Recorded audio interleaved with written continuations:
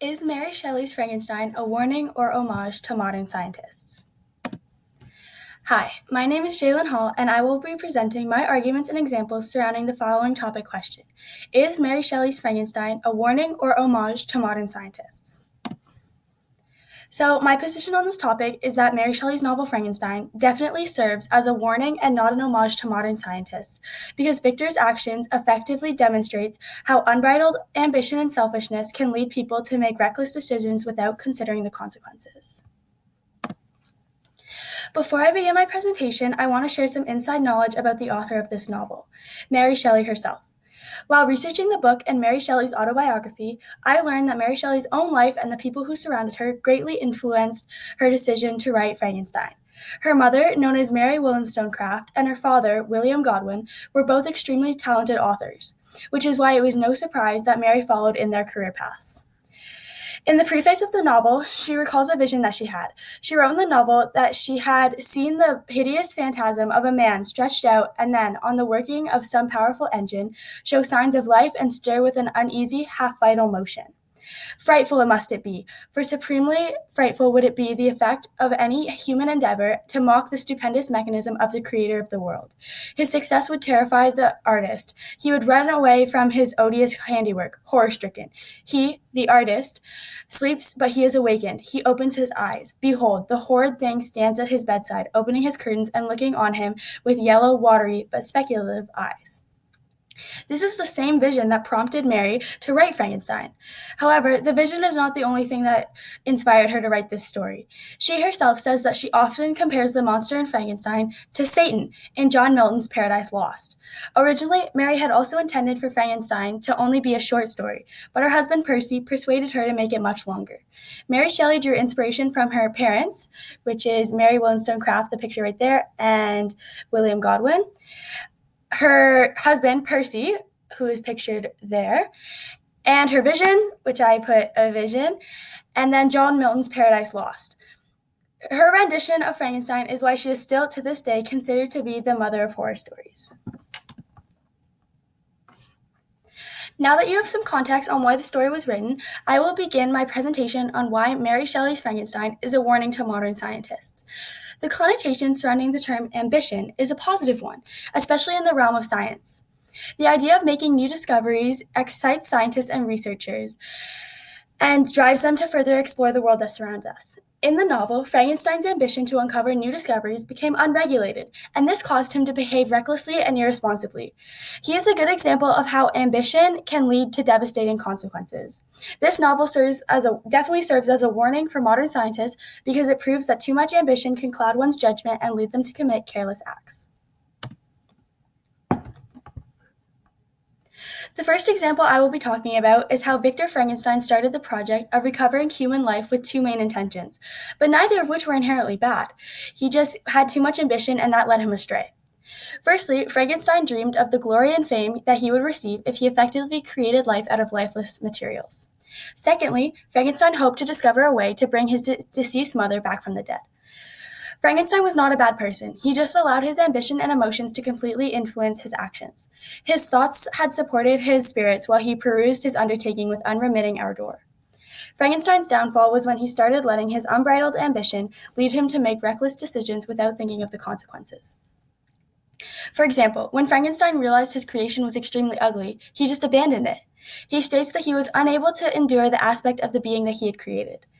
Frankenstein's inability to regulate his ambitious nature caused him to consider his creation to be a failure, just because it didn't turn out exactly how he had planned. The result of this mentality was why he behaved irresponsibly and never stopped to consider the consequences of his actions.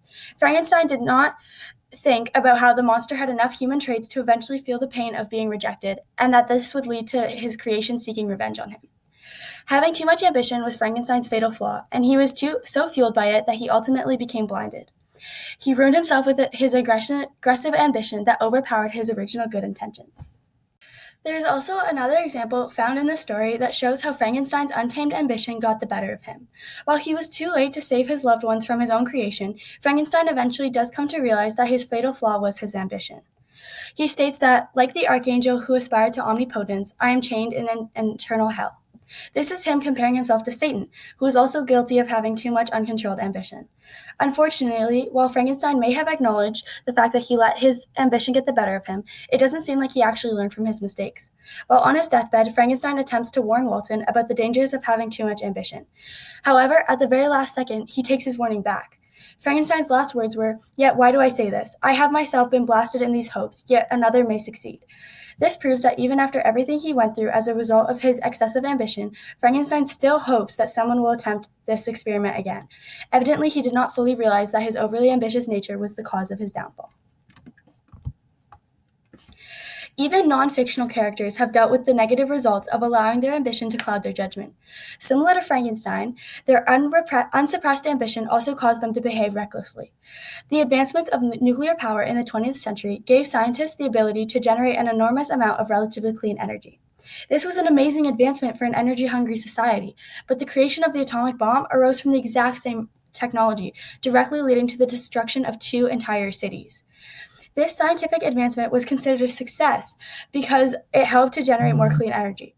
Sadly, this same technology led to the complete annihilation of Hiroshima and Nagasaki on August 6th and 9th in 1945. These scientists, like Frankenstein, succeeded in advancing scientific technology, but at a terrible cost. They were driven by their own ambition to continue generating clean energy, but they were irresponsible and did not stop to think about how this technology could be used in such a horrible way. To continue, Mary Shelley's Frankenstein is also a warning to modern scientists because the novel shows that regardless of how blinded you are by your own ambition, there is no excusing the fact that being selfish is destructive. Mary Shelley uses Frankenstein to warn scientists that even though their ambitions may drive them to push the boundaries of science and technology, sometimes it's best to act selflessly and remember to only use science for the greater good. Frankenstein was a very selfish scientist. In Argument 1, it was made clear that he followed his ambition blindly and did not realize the consequences associated with his actions. However, not only were his actions irresponsible, they were inherently selfish. Even though his ambition was ultimately clouding his better judgment, it is still evident that Frankenstein was also behaving out of selfishness and self-pity. First of all, Frankenstein's first act of selfishness is when he leaves his family behind in Geneva. He dismisses his responsibilities and stops communicating with them. He is focused on his task and is only thinking of himself. He just doesn't think about how he may be hurting his loved ones by shutting them out. Frankenstein also consistently withholds information from them concerning the monster because he doesn't want them to be held accountable for his actions. A good example of this is when he lies to his father about wanting to go on a trip to England before he married Elizabeth. Frankenstein says that he expressed with a wish to visit England, but concealed the true reasons of his request and clothed his desires under a guise which excited no suspicion. Victor continues to lie and also withholds information from his family that would explain the devastating events which occurred since the monster was created. When William is killed and Frankenstein suspects the monster, he still does not talk about it to his family. By not telling them about the monster, Frankenstein chooses to protect his own self-image over the lives of his family members. When Justine the housekeeper is arrested, Frankenstein still does not come forward with the truth about his creation. Justine is eventually found guilty for the murder of William and is executed.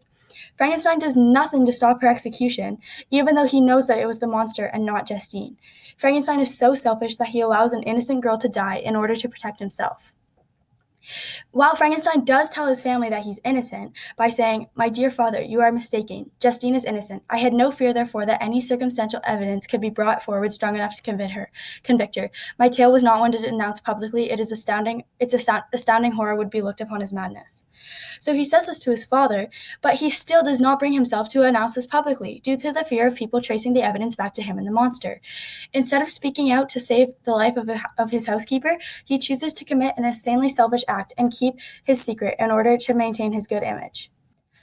The next example that proves Frankenstein's selfishness was detrimental is when Frankenstein acts out of selfishness towards the monster itself. He does not accept that it is his own fault for creating it and insults it constantly, without thinking of the harm he is inflicting. When he encounters his creature again after abandoning him, he does not even think to apologize, but instead hurls insults and threats at him. He calls the monster an evil and vile insect. He also threatens the monster by telling him to stay away or be trampled to dust. The monster then replies with the following: "All men hate the wretched. How then must I be hated, who is miserable beyond all living things? Yet you, my creator, detest and spurn me." This speech should provoke sympathy, but all it does is make Frankenstein angrier, which proves that he is truly selfish. All Frankenstein wants to do is kill the monster so that he can forget it even exists, and therefore will no longer be held accountable for his actions. Rather than choosing to see the monster could potentially be good, he refuses to see him as anything less than a failure. Frankenstein is not really full of hatred for the monster. He is full of hatred for himself. However, Frankenstein is a selfish man and chooses to blame the monster because he is a living proof of his failure. Similar to Frankenstein, scientists in the real world struggle with their selfish habits blocking them from making the right decisions. In the world of science and research, there's always the constant debate between can we build this and should we build this? The most destructive inventions are always built when those scientists and researchers behave selfishly and only consider the former question, can we build this? Mark Zuckerberg is a good example of those who have fallen victim to this selfish way of thinking. When it was discovered that social media has a direct link to poor mental health, Mr. Zuckerberg continuously denied these claims. Even though his app had been proven to prioritize features designed to make the platform addictive and has allowed users to instantaneously purchase harmful ads without scrutiny. His selfishness and desire to protect himself caused him to hide the truth from many people and therefore endanger them.